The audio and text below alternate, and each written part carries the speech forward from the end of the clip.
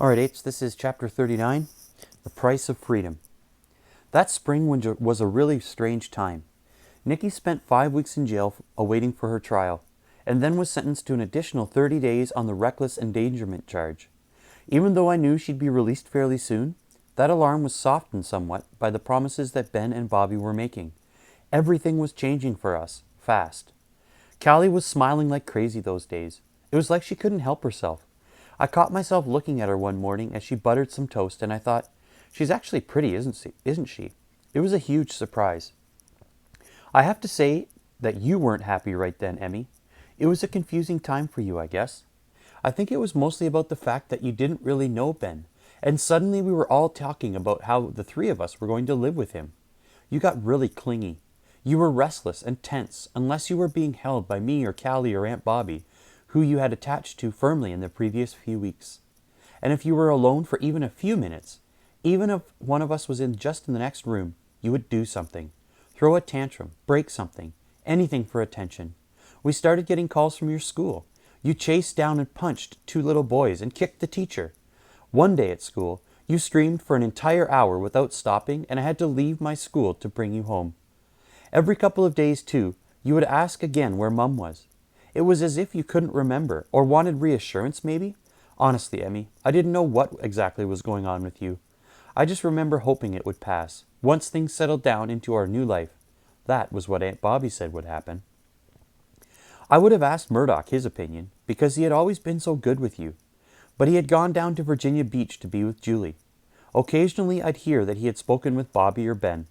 They were consulting with him as they planned our new life, and he left a message for me once, just saying hello. But I didn't talk to him directly. His cell phone was turned off the times I tried to call, and somehow I couldn't just leave a message. I felt too guilty. What was he thinking, feeling? Did he blame me for what had happened to Julie? Would he come back?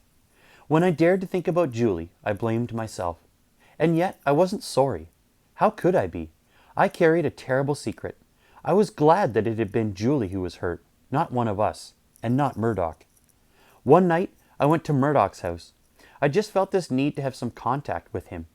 But as I skulked around outside looking for signs of him, it came to me how much I resembled Nikki.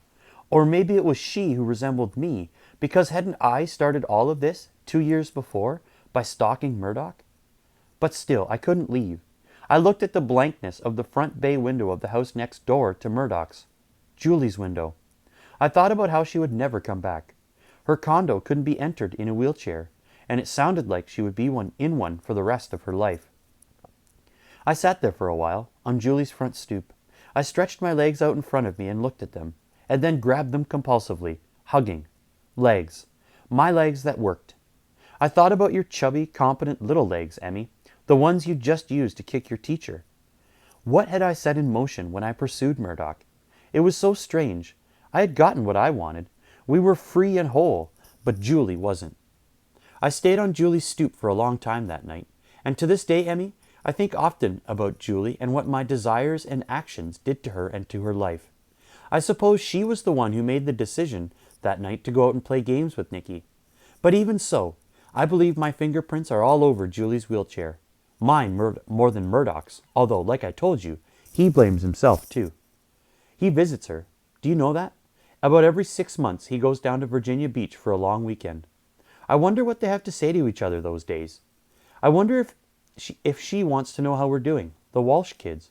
And I sometimes wonder if I should go and see her, to hear whatever it is she might have to say to me, and maybe to apologize for Nikki and for us.